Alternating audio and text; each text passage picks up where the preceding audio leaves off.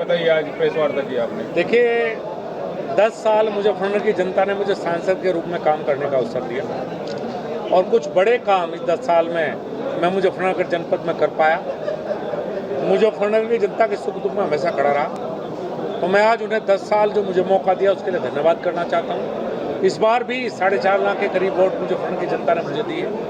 मैं इसके लिए उनका आभार व्यक्त करना चाहता हूँ कि मुझे इतना भारी समर्थन ने दिया। मंत्री जी, इस चुनाव में कमी कहाँ मान रहे हैं आप, कहाँ चूक हुई? मैंने अभी बताया था, मुस्लिम मतों का ध्रुवीकरण और हिंदू जातियों में बिखराव।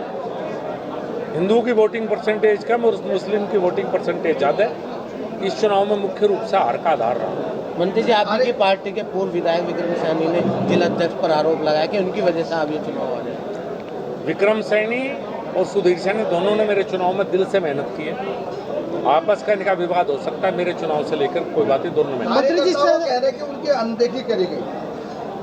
अगर कार्यकर्ता ने बात की है तो मैं इसे स्वीकार कर लूंगा और सुधार करने का प्रयास। मंत्री, जिस तरह से आप विकास कर रहे थे, क्या विकास पर रोक लगे, आगे बढ़ेगा विकास? हाँ, दिक्कतें तो चूंकि केंद्र में भारतीय जनता पार्टी की सरकार है, प्रदेश में भारतीय जनता पार्टी की सरकार है और हमारे जो नवनियुक्त सांसद हैं, जिन्हें मैं बधाई दूंगा सबसे पहले तो चुनाव जीतने की, उनका कभी फोकस विकास की तरफ नहीं रहा। वो थाने तहसील की राजनीति हमेशा ज़्यादा करते रहे और उसी पर शायद उनका फोकस रहा है। तो एक आपका विजन होना चाहिए, फोकस होना चाहिए। मैं तो उनसे अनुरोध करूंगा कि विकास की राजनीति की शुरुआत के जनता ने उनको मौका। मंत्री जी, नए सांसद को कोई आपकी सलाह, जो आप पायलट प्रोजेक्ट कोई बनाना चाहते हो, इस तरह का कोई विकास कार्य कराना चाहते हो? RRTS के बहुत नज़दीक हम हैं।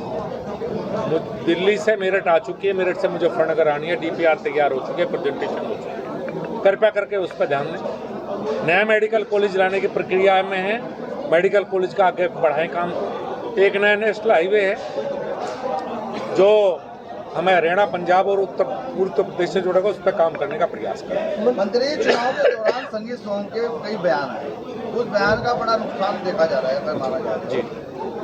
मुख्यमंत्री की रैली हुई है, रैली होने के बाद तुरंत बाद उनका बयान आता है, लेकिन ऊपरी तल पे मतलब माना जाए प्रदेश अध्यक्ष या कोई कार्रवाई नहीं की गई, जबकि इतने बयान अलग अलग बयान आए।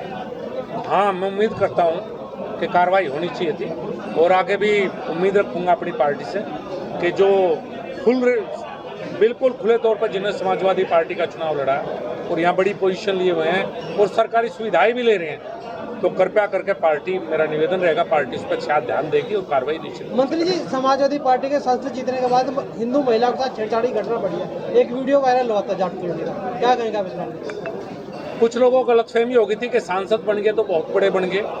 वो गलतफहमी पुलिस ने दूर कर दी है। मैं लगातार पुलिस के संपर्क में हूँ। सरकार प्रदेश में योगी जी और ऊपर मोदी जी की है, तो जिनके मन में गलतफहमियां वो निकाल दें। सरकार भारतीय जनता पार्टी की। मंत्री जी, पूर्व विधायक संजीव सोम ने कहा था कि एक बयान बहुत वायरल हुआ उनका कि स्तर नहीं है आपसे बात करने का, ऐसा क्या है इस तरह? अब ये तो मैं कह नहीं सकता। मैं PhD हूँ वेटनरी साइंसेज में, 2 बार मुजफ्फरनगर का सांसद रहा हूँ, 8.5 साल केंद्रीय मंत्री रहा हूँ, सरकारी नौकरी में भी रहा हूँ। कृपया करके स्तर तो मुझे शिक्षा से होता है, उससे होता है, उनका शिक्षा का पूछा है, स्तर आप ही जोड़ लें, किसका स्तर कहाँ है। हमसे जुड़े रहने के लिए हमारे YouTube चैनल को सब्सक्राइब करें और नई वीडियो की नोटिफिकेशन के लिए बेल आइकॉन को दबाएं। अगर आप ये वीडियो Facebook पर देख रहे हैं तो लाइक जरूर करें और ज्यादा से ज्यादा शेयर करें। धन्यवाद।